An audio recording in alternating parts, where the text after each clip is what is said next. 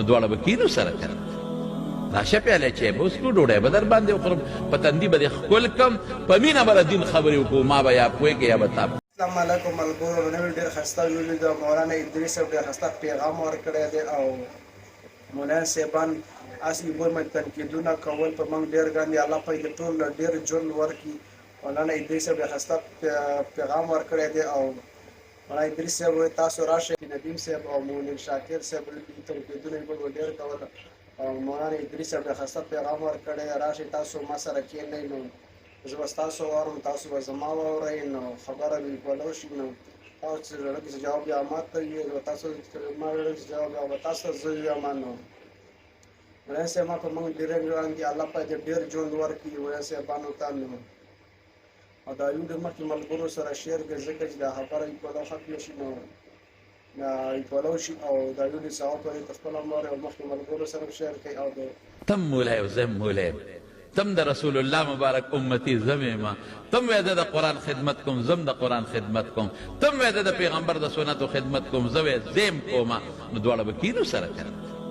راشه پیاله چای به وڅښو ډوډۍ به در باندې وخورم په تندي به دې ښکل کړم په مینه به د دین خبرې وکړو ما به یا پوهېږې یا به تا پوهې کړم نو کار دې سره چې ته په ممبر کښېنې او ځان ته ډبل میکونه لیږلي دی او د ما بد وایي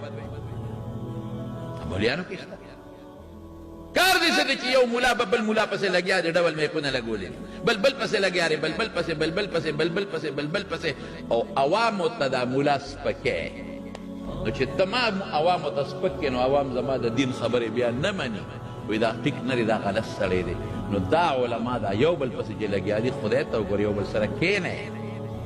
د مینې په ماحول کې یو بل سره کښېنئ قسم په خدای که دا د پیغمبر طریقه وه قسم په خدای که دا د صحابو طریقه وه په محبت یو بل سره کښېنئ د یو بل چای وڅښئ د یو بل ډوډۍ وخورئ او دیني مسلې بعضې داسې دي چې هغه د غوره او د ناغوره اختلاف دی په هغې سړی کافر او مسلمان نه جوړېږي هغه ترې منځه وباسه خو که کوم د کفر او د ایمان خبرې دي کښېنئ یو بل سره یو بل پوه کړئ امت نن په انتشار کې پروت دی